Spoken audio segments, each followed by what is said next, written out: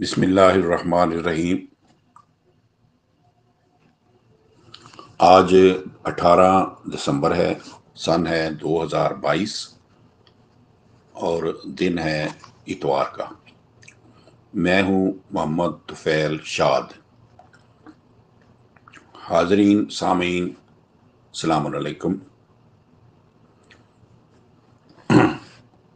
آج سورہ الاعراف جو کہ قرآن کریم کی 7ویں سورت ہے، اس کا تسلسل ہے۔ تو آج اس کا 18واں درس ہے۔ پچھلے درس میں نے یہ بیان کیا تھا کہ کیا کشتی نوح میں ہر نوع کے جوڑے سوار کیے گئے تھے۔ اس تسلسل کو قائم رکھنے کے لیے میں تھوڑا سا پیچھے والا حصہ بیان کر دیتا ہوں تاکہ آپ کو ذہن نشین ہو جائے کہ یہ تسلسل جو ہے یہ کیا چل رہا ہے۔ ملکہ سبا کے متعلق حضرت سلیمان کے ایک عامل ہدہد نے حضرت کو یہ خبر دی تھی کہ انی وجدت امرأۃ تملکہم وأوتیت من کل شیء 27/23۔ بے شک میں نے ایک عورت کو دیکھا ہے، انی وجدت میں نے پایا ہے، ایک عورت کو دیکھا ہے یا پایا ہے جو عوام پر حکومت کرتی ہے اور اسے ہر ضروری چیز جو ہے وہ دی گئی ہے۔ تو ظاہر ہے کہ یہاں کل شیء کا معنی ضروریات سلطنت کے دائرے میں محدود ہے، یعنی سلطنت کی ہر ضروری چیز، فوج، خزانہ، راشن، اسلحہ، عمارتیں، محلات، قلعے، دیوان خانے وغیرہ، نہ کہ سانپ، بچھو، گو، کرلے، مکھی، مچھروں کے ہجوم بھی اس کے پاس موجود تھے۔ اسی تسلسل کو آگے چلاتے ہوئے ذکر پھر آتا ہے کہ حضرت نوح کی بسائی ہوئی متوازن بستیاں۔ حضرت نوح جن غیر متوازن بستیوں کی طرف مبعوث کیے گئے تھے، اس کا نقشہ میں پیچھے آپ کو بیان کر چکا ہوں کہ ان کے باشندے اعلیٰ و ادنیٰ، غریب امیر کی ظالمانہ تقسیم میں تقسیم ہوئے تھے۔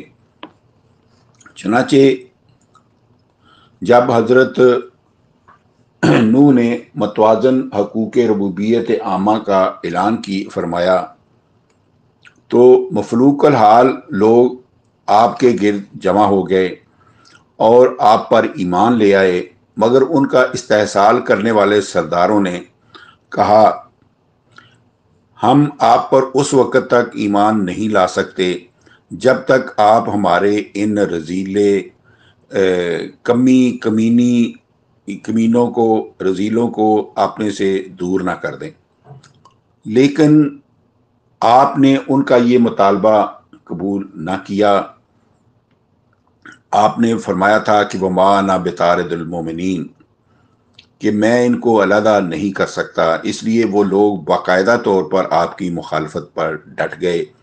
چنانچہ ان کی اس ناہمواری کی بدولت ان پر پانی کا عذاب لایا گیا اور وہ ختم کر دیے گئے۔ لیکن جب پانی اترا تو سابقہ مکانات گر چکے تھے اور سر چھپانے کے لیے کوئی عمارت باقی نہ رہی تھی۔ اس لیے اب اولین کام کیا جانے والا یہ تھا کہ نئی بستیاں بسائی جائیں۔ چنانچہ بسائی گئیں، لیکن سوال پیدا ہوتا ہے کیا وہ بستیاں جو طوفان کے بعد حضرت نوح نے بسائی تھیں، کیا ان کا انداز متوازن تھا یا حسب سابق عدم توازن کا مرقع تھا؟ یعنی کیا حضرت نوح نے یہ انداز اختیار کیا تھا کہ اپنے بھائی، بھتیجوں، بھانجوں، سالوں یا ہم زلفوں کو ان کی اولادوں کو جو آپ پر ایمان لا کر طوفان سے بچ گئے تھے، انہیں تو زمین کے کئی کئی پلاٹ الاٹ کر دیے گئے ہوں اور عمارتیں بنانے کے لیے کئی کئی درخت بھی دے دیے گئے ہوں، تاکہ وہ کرایہ پر دینے کے لیے کوارٹر، دکانیں اور گودام تعمیر کر کے بآرام استحصال زندگی کا اہتمام کر لیں۔ اور جن مومنوں سے آپ کا کوئی نسبت تعلق نہیں، انہیں صرف اس بنا پر کہ نہ وہ حضرت کے ننہال تھے، نہ ددیال تھے، نہ سسرال تھے، اس لیے انہیں کوئی زمین نہ دی گئی ہو اور انہیں حضرت کے عزیزوں اور قریبوں کا کرایہ دار بننے پر مجبور کر دیا گیا ہو۔ پھر کیا یہ ممکن ہے کہ حضرت نوح نے طوفان کے بعد جو ریاستی نظام قائم کیا تھا، اس میں آپ نے صرف ودیالی، ننالی اور سسرالی قرابت داروں کو ہی اعلیٰ مناصب عطا فرمائے تھوں، اور جن سے آپ کا کوئی نسبتی تعلق نہیں تھا انہیں چپڑاسی وغیرہ بنا کر تذلیل انسانیت کی ہو؟ ان سوالوں کا جواب مطلقاً نفی میں ہے۔ اگر طوفان کے بعد بھی پھر وہی نافرمان غیر متوازن معاشرہ قائم فرمایا تھا، تو ظاہر ہے کہ طوفان لا کر نافرمانوں کو ختم کرنا مطلقاً عبث ٹھہرتا ہے۔ تو مطلب یہ تو پھر فضول ہوا نا ان کو ختم کرنا۔ اس لیے آپ نے ایسا متوازن نظام قائم کیا جس میں نہ کوئی بھوکا تھا، نہ ننگا، نہ کوئی بے علاج تھا، نہ بے مکان، اور یہی تھی جملہ انبیاء سمیت حضرت نوح کی غرض بعث، ان کو مبعوث کرنے کی غرض، ناہموار و غیر متوازن معاشرہ کو مٹانا اور ہموار متوازن معاشرہ قائم کرنا۔ سلام علی نوح 37/79 و سلام علی المرسلین 37/181۔ قوم نوح کے تذکرہ کے بعد قوم ہود کی نافرمانیوں کا ذکر جو ہے وہ سلسلہ درس کی اگلی آیات مجیدہ میں لایا گیا ہے۔ ان کا ہم آج سے ذکر شروع کرتے ہیں۔ بسم اللہ الرحمن الرحیم۔ یہ 7/65 ہے سورہ اعراف کی۔ بسم اللہ الرحمن الرحیم۔ وَإِلَىٰ عَادٍ أَخَاهُمْ هُودًا قَالَ يَا قَوْمِ اعْبُدُوا اللَّهَ مَا لَكُم مِّنْ إِلَٰهٍ غَيْرُهُ أَفَلَا تَتَّقُونَ۔ اور قوم عاد کی طرف ان کی رہنمائی کے لیے ہم نے ان کے بھائی ہود کو بھیجا۔ انہوں نے کہا، اے میری قوم، اللہ تعالیٰ کی فرمانبرداری کرو، تمہارے لیے اس کے سوا کوئی اور فرمانبرداری کے لائق نہیں۔ کیا پھر تم اس حقیقت ثابتہ کے باوجود، یعنی اس حقیقت کے ثابت ہونے کے باوجود اللہ تعالیٰ کی نافرمانی سے نہیں بچتے؟ تمہیں اپنے حاکم حقیقی کی مخالفت سے بچنا چاہیے۔ اس سے اگلی آیت 7/66 میں قال الملأ الذین کفروا من قومہ انا لنراک فی سفاہۃ وانا لنظنک من الکاذبین۔ آپ کی قوم کے ان سرداروں نے جنہوں نے ہمارے نازل کردہ ضابطے کا انکار کیا، یہ کہا، بے شک ہم تجھے بیوقوفی میں دیکھتے ہیں اور بلا شبہ ہم گمان کرتے ہیں کہ تو جھوٹوں میں سے ہے۔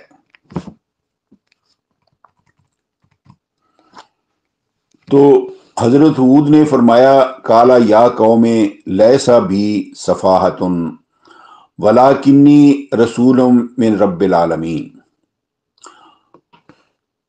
7/67۔ حضرت ہود سلام اللہ نے فرمایا، اے میری قوم، میں بیوقوف نہیں ہوں، لیس بی سفاہۃ، میں بیوقوف نہیں ہوں، لیکن میں اس ذات کا بھیجا ہوا ہوں جو پوری عالمین، ساری کی ساری مخلوق کا ایک جیسا رب ہے۔ میں اپنے رب کا پیغام ربوبیت لے کر آیا ہوں۔ ابلغکم رسالات ربی وانا لکم ناصح امین 7/68۔ میں تم کو اپنے پروردگار یا اپنے رب کے پیغامات پہنچاتا ہوں، اور میں تم سب کے لیے بامانت نصیحتیں کرنے والا ہوں۔ اللہ کے پیغامات اور اس کی نصیحتوں میں نہ کمی کرنے والا ہوں نہ زیادتی کرنے والا ہوں۔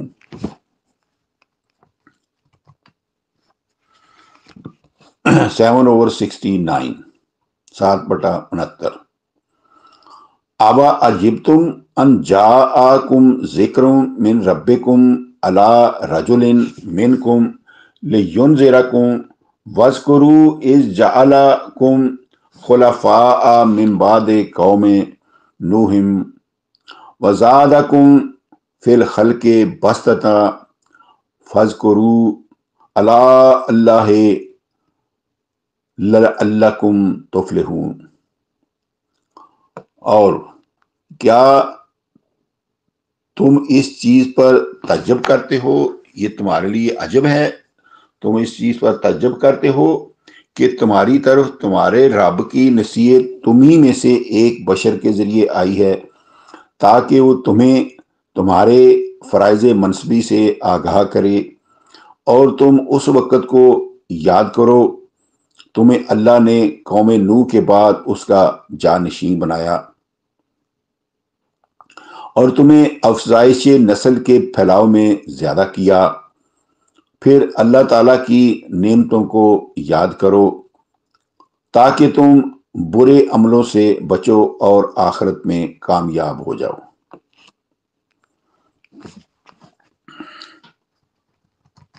تو سامعین کرام، قوم عاد نے بھی اللہ کے شریک بنا رکھے تھے۔ جس طرح قوم نوح نے 5 پیروں کو اللہ کا شریک قرار دے رکھا تھا، اسی طرح قوم عاد نے بھی اپنے بزرگوں کو اللہ کے شریک بنا رکھا تھا۔ اس لیے انہوں نے حیرانی سے کہا قالوا اجئتنا لنعبد اللہ وحدہ ونذر ما کان یعبد آباؤنا فاتنا بما تعدنا ان کنت من الصادقین۔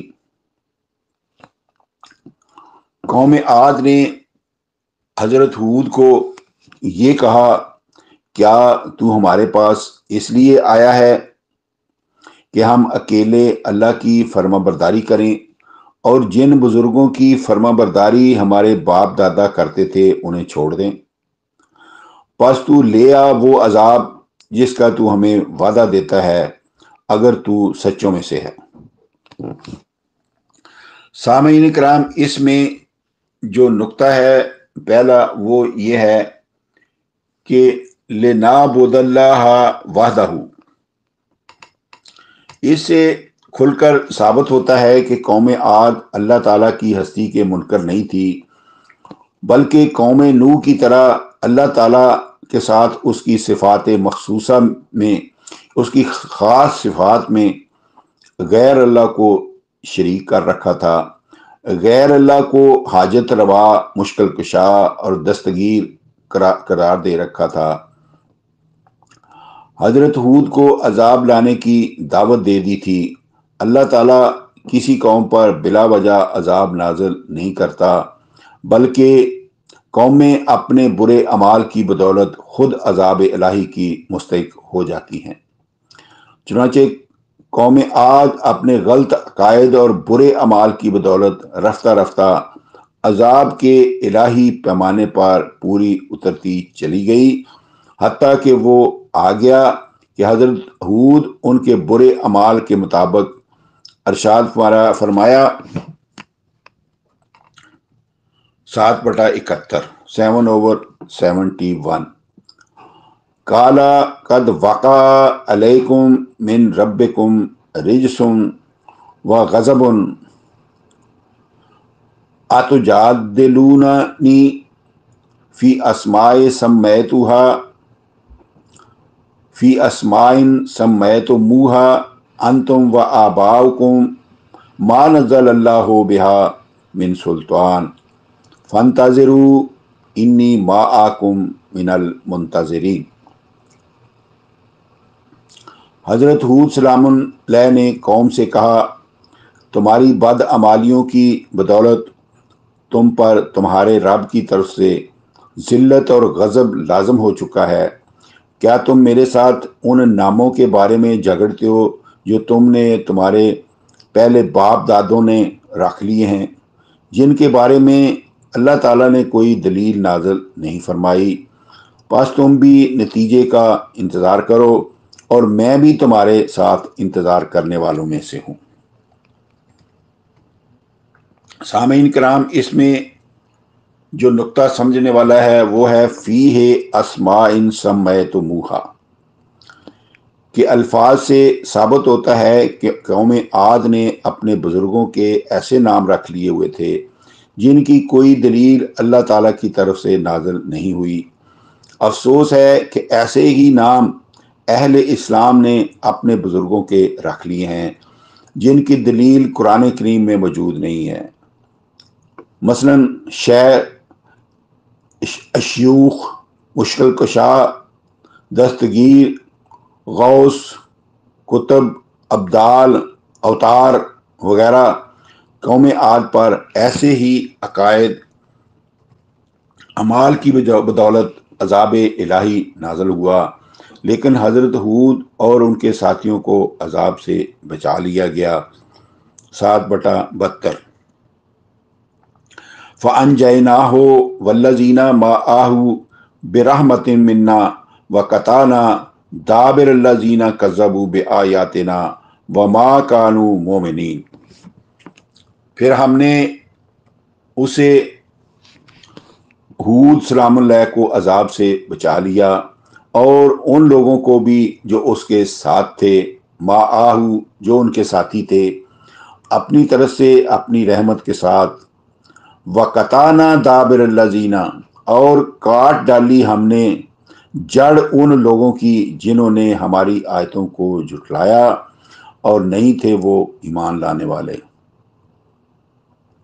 सामीन कराम, सूरह हूद में कौम आद के मतलब इरशाद हुआ है, व इला आदिन अखाहुम हूदन काला या कौम इब्दुल्लाह मा लकुम मिन इलाहिन गैरुहु इन अंतुम इल्ला मुफ्तरून। 11/50। और हमने कौम आद की तरफ उनके भाई हूद को भेजा। उसने कहा, ए कौम, अकेले अल्लाह की फरमाबरदारी करो, तुम्हारे लिए उसके सिवा कोई हाकिम